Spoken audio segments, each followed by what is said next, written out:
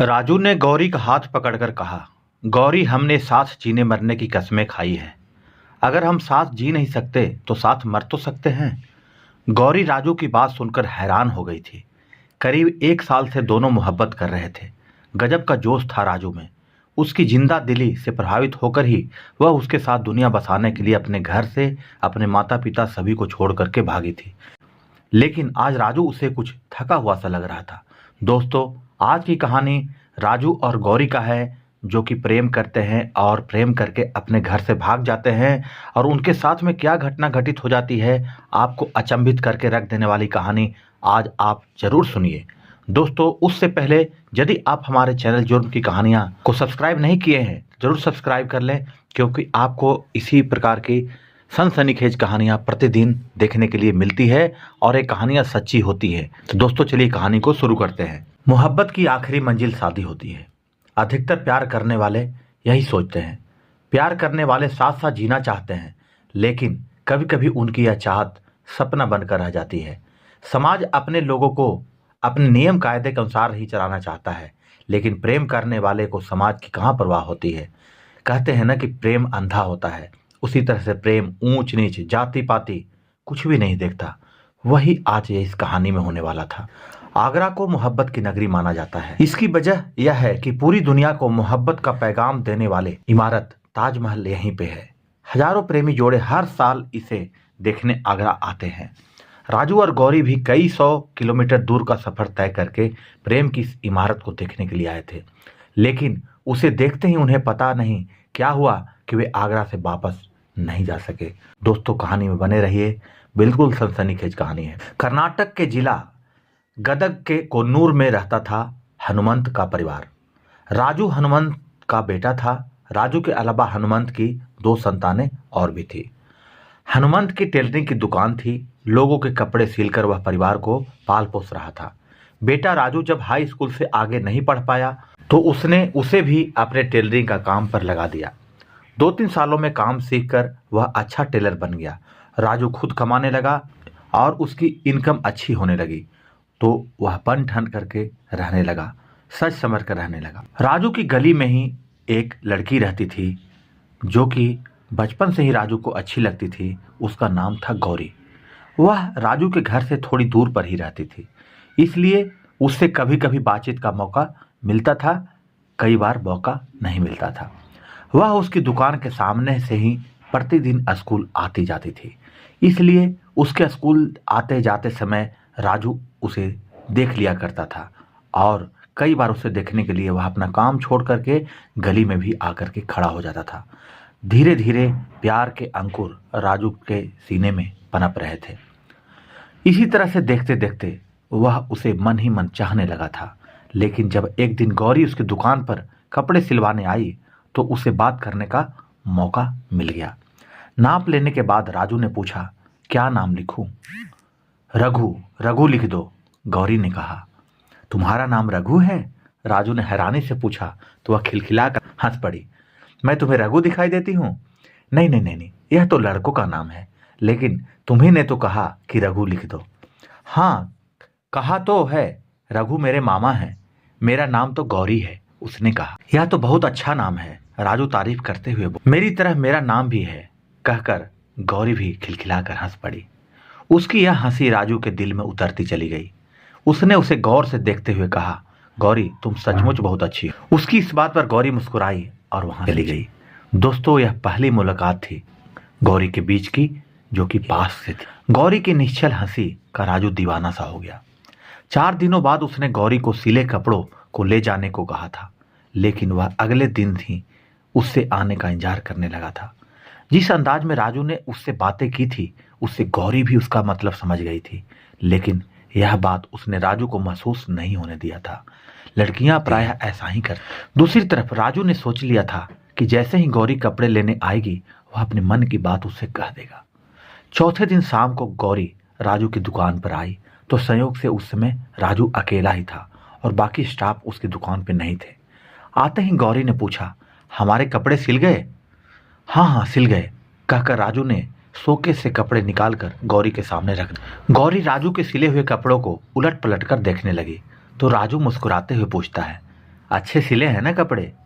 हाँ, कहकर गौरी ने राजू को सिलाई के पैसे दिए और मुस्कुराती हुई वहां से चली गई। राजू के मन की बात उसके मन में ही रह गई और वह राजू नहीं कह पाया गौरी से। यह मुलाकात कोई खास नहीं थी, फिर भी गौरी के दिल में राजू की तस्वीर उतर गई थी। 15 साल की गौरी का भावुक मन राजू की ओर खींचता चला जा रहा था। राजू ने जो कहा था वे बातें उसके दिमाग में घूम रही थी। आते जाते उनकी नजरें टकराने लगी। राजू की बेचैनी बढ़ती जा रही थी। वह उससे मिलना चाहता था लेकिन समझ नहीं पा रहा था कि कैसे मिले। उसके मन में इस बात का भी डर था कि कहीं वह बुरा न मान जाए और जो वह देख रहा है उसके साथ में और दोनों की आंखें चार हो रही है वह भी बंद न हो जाए। हिम्मत करके एक दिन राजू छुट्टी के समय गौरी के कॉलेज के सामने जाकर खड़ा हो गया। गौरी सहेलियों के साथ कॉलेज से निकली तो राजू को देखकर उसका दिल तेजी से धड़क उठा। राजू ने उसे एक तरफ आने का इशारा किया तो वह उसका इशारा समझ गई। वह अपनी सहेलियों से अलग होकर राजू के पास आ गई। जैसे ही वह राजू के पास आई, राजू ने उसे मोटरसाइकिल पर बैठने का इशारा किया। गौरी बैठ गई तो वह तेजी से चल पड़ा। गौरी ने कहा, कहाँ जा रहे हो? मुझे घर जाना है। राजू कहता है, चली जाना, आज मुझे तुमसे कुछ कहना है। राजू ने कहा तो गौरी ने हंसते हुए कहा, यही ना कि तुम मुझसे प्यार करते हो? राजू ने बिना किसी संकोच के कहा, गौरी सचमुच मैं तुमसे प्यार करने लगा हूं। गौरी मुस्कुराकर बोली, मैं भी तो तुमसे प्यार करती हूं। राजू ने उसे हैरानी से देखा तो गौरी ने नजरें झुका ली। यह थी गौरी और राजू के प्यार की शुरुआत। अक्सर प्रेम करने वालों के प्यार की शुरुआत कुछ इसी तरह से होती है, लेकिन इसके बाद कभी कभी यही प्यार जीवन के लिए ऐसा नासुर बन जाता है कि जीवन ही लील लेता है। गौरी के पिता की मौत हो चुकी थी। वह अपनी माँ शैला और बड़ी बहन रजनी के साथ अपने मामा रघु के घर पे ही रहा करती थी। पिता की मौत के बाद मामा उन्हें अपने साथ ले आए थे। रजनी बीएससी कर रही थी जबकि गौरी 10वीं में पढ़ रही थी। इसी नादान उम्र में गौरी की राजू से प्यार वाली बातें जो मैंने आपको बताई वह चल पड़ी थी। प्यार ऐसी चीज होती है दोस्तों, जिसे कितना भी छिपा कर रखा जाए वह कभी न कभी समाज की नज़रों में आ ही जाता है। राजू की गौरी की मुलाकात मोबाइल के जरिए तय होने लगी थी। दोनों का प्यार परवान चढ़ने लगा था। उनके प्यार को मंजिल मिल पाएगी इस बात को लेकर उन्हें शक था। दरअसल उनके रास्ते में सबसे बड़ा रोड़ा था उनकी जाति। गौरी कन्नड़ थी और राजू मराठी था। दोनों को ही पता था कि समाज की नज़रों में जैसे ही उनका प्यार आएगा तूफान आ जाने वाला। एक दिन गौरी ने राजू से कहा, राजू अगर समाज हमारे संबंधों को कबूल नहीं करता तो हम क्या करेंगे? राजू ने गौरी को भरोसा दिलाया कि दुनिया वाले कुछ भी कहें वह उसका साथ हरगिज नहीं छोड़ेगा। दुनिया की कोई भी ताकत उसे जुदा नहीं कर सकती। दोनों साथ जिएंगे और साथ मरेंगे भी। प्यार की दीवानगी राजू के दिलो दिमाग पर छाने लगी थी तो उसका मन कचोट रहा था। एक दिन उसके पिता ने टोका, क्या बात है राजू, आजकल तुम्हारा मन काम में नहीं लग रहा है। कुछ दिनों से मैं देख रहा हूं कि तुम दुकान से गायब हो जाते हो। कस्टमर भी परेशान रहते हैं, तुम्हें ढूंढते हैं। बताओ क्या बात है? कोई बात नहीं पापा, बस ऐसे ही थोड़ा मन उचट गया था, लेकिन अब आप चिंता ना करें, मैं काम पूरा करके रखूंगा और काम का ध्यान रखूंगा, राजू ने कहा। दोस्तों क्या होता है कि दुकान पे जो कस्टमर आते हैं उनको समय से कपड़े सिल के देने होते हैं, लेकिन राजू जब से गौरी के प्यार के चक्कर में पड़ा था तब से थोड़ा सा उनका समय बर्बाद हो रहा था और वह समय पर कपड़े नहीं दे पा रहा था। इसके बाद वह गौरी से उस समय मिलता जब दुकानदारी पर कोई असर न पड़ता। उसके मन में एक ही बात घुमा करती थी, वह ऐसा क्या करे कि जिससे उसके प्यार के बीच जाति ना आए। उसका ध्यान फिल्म एक दूजे के लिए की तरफ गया, जिसमें नायक कमल हसन और नायिका रति अग्निहोत्री अलग अलग जाति के ही थे। फिल्म का ध्यान आते ही राजू ने सोच लिया कि वह भी उसी तरह अपने प्यार के लिए करेगा। लेकिन एक दिन गौरी की माँ शैला ने उसे फोन पर हंस हंस कर बात करते देख लिया। दोस्तों प्यार छिपाए नहीं छिपता, वही गौरी के साथ हुआ था। एक दिन की बात है, गौरी मोबाइल पर फोन पर हंस हंस कर बात कर रही थी। तब उसकी माँ गौरी की माँ शैला उसे देख लेती है और उसे शक ही नहीं होता बल्कि उसे लगता है कि वह किसी के इश्क के चक्कर में पड़ गई है और इश्क के खतरनाक रास्ते पर चल पड़ी है। शैला परेशान हो उठी। उसने गौरी से पूछा तो उसने झूठ बोल दिया। कुछ दिनों बाद शैला के दूर के रिश्तेदार नीलकंठ ने उसे बताया कि उसके गौरी को बाजार में राजू टेलर के साथ देखा गया है। तो पूरी बात उसकी माँ को समझ में आ गई थी। इस बार उसने बेटी से सख्ती से पूछा तो उसने कहा, मम्मी मैं राजू से प्यार करती हूँ और वह भी मुझे बहुत चाहता है। हम दोनों शादी करना चाहते हैं। शादी, प्यार, यह सब क्या कह रही है तू? जानती है तेरी उम्र क्या है? फिर वह हमारी जाति का भी नहीं है, इसलिए यह बात तू मन से निकाल दे। तेरी शादी उससे किसी भी तरह से और कभी भी नहीं हो सकती। मम्मी, राजू बहुत अच्छा लड़का है, तुम भी उससे बात करोगी तो वह तुम्हें भी पसंद आ जाएगा, गौरी बोली। छोटी सी लड़की के मुंह से ऐसी बातें सुनकर सहला हैरान रह गई थी। उसने सख्ती से कहा, गौरी अब बहुत हो चुका, कल से तुम कॉलेज नहीं जाओगी। क्यों मम्मी? गौरी ने हैरानी से पूछा। कह दिया ना, नहीं जाना है तो नहीं जाना है, कहकर सैला अपने काम में लग गई। शाम को सैला का भाई घर लौटा तो उसे सैला ने सारी बात बता दी थी। भांजी के प्यार और शादी की जिद के बारे में सुनकर रघु आश्चर्यचकित हो उठा था, लेकिन उसने बहन से कहा कि वह सब संभाल लेगा। अगले दिन रघु राजू की दुकान पर गया और उसे धमकाते हुए बोला, तू गौरी का पीछा छोड़ दे, यही तेरे लिए अच्छा होगा। मामा, मैं गौरी से प्यार करता हूँ। यह प्यार व्यार कुछ नहीं होता, अगर तू नहीं माना तो मुझे दूसरे तरीके से समझाना पड़ेगा, रघु ने धमकाते हुए कहा। जिस समय रघु राजू से बात कर रहा था, नीलकंठ ने उसे देख लिया। नीलकंठ ने तो पहले भी गौरी और राजू को बाजार में देखा था। वह भी रघु के पास उसमें शागिर्द होने के लिए आ गया।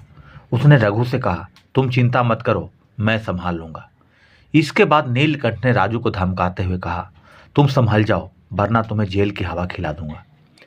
जेल का नाम आते ही राजू डर गया, क्योंकि वह नीलकंठ की धमकगई को जानता था, लेकिन गौरी को छोड़ना उसके लिए नामुमकिन था। उसने उसके साथ में जीने मरने की कस्में जो खाई थी और गौरी उसके दिलो दिमाग पे अंदर तक घुस चुकी थी। नीलकंठ की दबंगई के कारण अब मोहल्ले में राजू और गौरी के प्यार के चर्चे कुछ ज्यादा ही होने लगे थे। परिवार वालों को बदनामी का डर सताने लगा। गौरी पर पाबंदियां भी लगने लगी। पाबंदियों की वजह से वह प्रेमी से नहीं मिल पा रही थी। इससे दोनों बेचैन रहने लगे थे। राजू जल्द ही गौरी से कोर्ट मैरिज करना चाहता था, लेकिन समस्या यह थी कि गौरी अभी सिर्फ 16 साल की है। राजू ने गौरी से शादी करने की बात अपने घर में कही तो एक दिन राजू की मां अन्नपूर्णा और पिता हनुमंत रघु के घर गए। उन्होंने रघु से कहा कि अगर बच्चे एक दूसरे को प्यार करते हैं तो वे क्यों विरोध कर रहे हैं। गौरी को अपने घर की बहू बनाने में उन्हें कोई ऐतराज नहीं है, लेकिन मुझे है, रघु ने कहा। यानी कि गौरी के मामा ने कहा कि मुझे ऐतराज है इस शादी से, क्योंकि हम दोनों जाति एक नहीं है, हम दोनों अलग अलग जाति के हैं, इसलिए यह संबंध कभी नहीं हो सकता। राजू के माँ बाप निराश होकर वापस लौट चुके थे। अगले दिन गौरी ने राजू को फोन करके कहा कि घर वाले उसके लिए रिश्ता तलाश रहे हैं और जल्दी ही उसकी शादी हो जाने वाली है, जबकि वह उसी से शादी करना चाहती है, क्योंकि वह उसके बिना नहीं जी सकती। राजू ने उसे विश्वास दिलाया कि कुछ भी हो, कोई उन दोनों को अलग नहीं कर सकता, वह निश्चिंत रहे। इस समाज से कहीं दूर जाकर वह उसके साथ अपनी दुनिया बसाएगा। गौरी को राजू पर भरोसा था। वह अपने प्यार के साथ इस जालिम समाज से कहीं दूर चला जाना चाहती थी, जहां वह अपने सपनों की दुनिया बसा सके। एक दिन राजू ने फोन करके गौरी से कहा, आगरा में ताजमहल है, जिसे बादशाह शाहजहां ने अपनी पत्नी मुमताज की यादगार में बनवाया था। हम दोनों उसी ताज के साए में अपनी दुनिया बसाएंगे। गौरी उसके साथ चलने के लिए तैयार हो चुकी थी। राजू ने गौरी को तैयार रहने को कहकर कहा कि वह कभी भी फोन करके उसे आगरा चलने के लिए कह सकता है। राजू जानता था कि जाति का यह अड़ंगा उसे कभी गौरी के साथ अपनी दुनिया बसाने नहीं देगा। गौरी के बालिग होने में भी 2 साल बाकी थे। इस बीच कुछ भी हो सकता था। उसे सबसे ज्यादा डर दबंग नीलकंठ का था, जो उसे किसी केस में फंसाकर जेल भिजवाने की धमकी दे रहा था। दूसरी तरफ राजू यह सोच रहा था कि यदि गौरी की शादी हो जाती है तो वह उसे कभी नहीं पा सकेगा, और इन दोनों के रिश्ते के बीच में जानने के बाद में गौरी के माता पिता शादी के लिए लड़का तलाश ही रहे थे। तो राजू सोचता है कि अब उसे गौरी कभी नहीं मिलेगी यदि वह गौरी को भगा कर नहीं ले जाता है। ऐसे में राजू और गौरी योजना बना करके घर से निकले और दिल्ली जाने वाली ट्रेन में बैठ गए थे। उस समय राजू की जेब में 50,000 रुपये थे। वह देश की राजधानी में गौरी के साथ अपनी दुनिया बसाना चाहता था, ताकि राजधानी की भीड़ भाड़ में कोई उसे ढूंढ न पाए।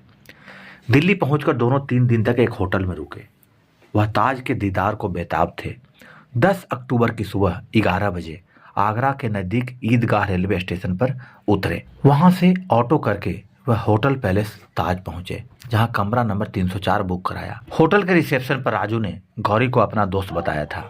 आगरा पहुंचकर दोनों बहुत खुश थे। उनकी बरसों की तमन्ना पूरी होने वाली थी। ताजमहल को या तो उन्होंने किताबों में पढ़ा था या फिर फिल्मों में देखा था। अब वे अपनी आंखों से उसका दीदार करने वाले थे। होटल में फ्रेश होने के बाद दोनों एक ऑटो से ताजमहल देखने गए। ताजमहल परिसर में प्रवेश करने पर उन्हें लगा जैसे सारा वातावरण प्यार की खुशबू से सराबोर है। ताजमहल के सामने पार्क की हरी भरी मुलायम घास पर बैठकर उन्होंने खाना खाया। उसके बाद राजू ने पूछा, गौरी अब आगे क्या करना है? स्थिति अजीब सी थी। वह पहली बार घर से बाहर निकली थी। उम्र नादान थी और जीवन का कोई तजुर्बा भी नहीं था। घर से निकलकर पीछे लौटने के सारे दरवाजे पहले ही बंद हो चुके थे। उसने ठंडी सांस लेकर कहा, मैं क्या जानूं। 25 साल के राजू को भी कुछ समझ में नहीं आ रहा था। उसके लिए अब एक और कुआं था तो दूसरी तरफ खाई। घर वापसी का मतलब था जेल जाना। उसे लग रहा था कि नाबालिग लड़की को भगाने के जुर्म में उसे उम्र कैद की सजा हो सकती है। वह जानता था कि समाज उसे कभी माफ नहीं करेगा। इन्हीं सब बातों ने उसे निराश कर दिया था। राजू ने गौरी का हाथ पकड़ा और कहा, गौरी हमने साथ जीने मरने की कस्में खाई है। अगर हम साथ जी नहीं सकते तो क्या साथ मर तो सकते हैं? गौरी राजू की बातें सुनकर हैरान हो गई थी। करीब 1 साल से दोनों मोहब्बत कर रहे थे। गजब का जोश था राजू में। उसकी जिंदा दिली से प्रभावित होकर ही वह उसके साथ दुनिया बसाने के लिए चली आई थी। लेकिन आज राजू उसे कुछ और कह रहा था और राजू आज उसे थका हुआ लग रहा था। फिर वह थोड़ा रुका और बोला, शाहजहां और मुमताज की मोहब्बत उनकी मौत के बाद अमर हो गई थी। शाहजहां ने मुमताज की बिरह में जीवन के आखिरी दिन गुजारे थे। लेकिन हम दोनों खुश नसीब हैं कि हम साथ साथ हैं। अगर साथ साथ मौत को गले लगा लें तो अगले जन्म में हम एक साथ रहेंगे। गौरी को भी लगा कि इस दुनिया में जीने से अच्छा है कि एक दूसरे की बाहों में ही मर जाएं। समाज का डर जीने नहीं दे रहा है। दोनों घर से सैकड़ों मील दूर थे। कोई कुछ कहने सुनने वाला नहीं था। उन्होंने एक भयानक फैसला ले लिया था दोस्तों। रात करीब 8 बजे दोनों होटल पहुंचे और ऑटो वाले से उन्होंने सुबह आने को कहा कि कल कहीं और घूमने चलेंगे। दोनों बाहर से खाना पैक कराकर लाए थे, साथ ही एक कोल्ड ड्रिंक की बोतल भी लाए थे। इसके बाद उन्होंने कमरा अंदर से बंद किया। तो उस रात कमरे में क्या हुआ कोई नहीं जानता। सुबह ऑटो वाले ने कमरा नंबर 304 का दरवाज़ा खटखटाया, लेकिन काफ़ी देर तक अंदर से कोई आवाज़ नहीं आई। तब उसने होटल के मैनेजर आशीष को इस बारे में जानकारी दी। आशीष ने तुरंत थाना रकाबगंज पुलिस को सूचना दी। सूचना मिलते ही पुलिस आ गई और कमरे का दरवाज़ा तोड़ दिया। पुलिस अंदर पहुंची तो हैरान रह गई। पलंग पर 2 लाशें पड़ी थी। टेबल पर पुलिस को कप सिरप की 2 शीशियां मिली, जिन्हें जांच के लिए भेज दिया गया। दोनों के कोल्ड ड्रिंक में शायद कोई जहरीला पदार्थ मिलाकर पी लिया था।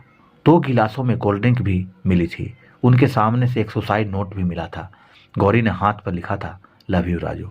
पुलिस को उनके सामान में हुबली से हजरत निजामुद्दीन तक का टिकट मिला था।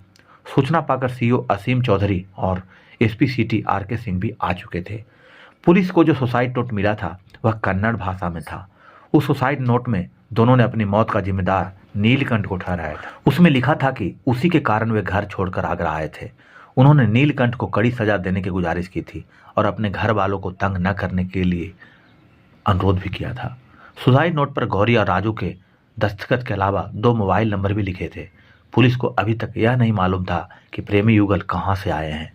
पुलिस ने दिए गए मोबाइल नंबरों पर बात की तो पता चला कि वे नंबर कर्नाटक में रहने वाले अमृत के थे। अमृत राजू का मामा था। पुलिस ने उससे पूछताछ की तो बताया कि राजू पड़ोस की लड़की के साथ कहीं भाग गया है। पुलिस ने दोनों के आत्महत्या करने की सूचना अमृत को दे दी थी। राजू और गौरी की मौत की सूचना पाकर राजू के घर में हाहाकार मच गया, लेकिन गौरी का परिवार खामोश रहा। उसकी मां सैला ने कहा कि उनके लिए तो गौरी उसी दिन मर गई थी जिस दिन घर से भागी थी। गौरी के मामा ने शव लेने से भी इनकार कर दिया था। हनुमंत अपने दूसरे बेटे परसू के साथ आगरा आए।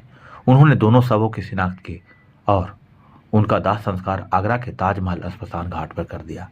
राजू और गौरी साथ साथ जी तो नहीं पाए, पर उनकी चिताएं जरूर आसपास लगी थी। हनुमंत को अपने जवान बेटे के खोने का गम था। वह तो बेटे के लिए खुशियां लाना चाहता था, पर जाति की दीवार ने उसे ऐसा गम दिया जिसे पूरी जिंदगी भुला नहीं पाया। दोस्तों, उम्मीद है कि यह कहानी आपको बहुत अच्छी लगी होगी। दोस्तों, मेरा कहानी कहने का उद्देश्य यह नहीं है कि किसी की भावनाओं को ठेस पहुंचाया जाए। मेरा कहानी कहने का उद्देश्य यही होता है कि समाज में हो रही घटनाओं के प्रति आप सजग रहें, सचेत रहें। तो दोस्तों, आज के लिए बस इतना ही। मिलते हैं अगले एपिसोड में अगले कहानी के साथ में। तब तक के लिए सजग रहें, सुरक्षित रहें। धन्यवाद।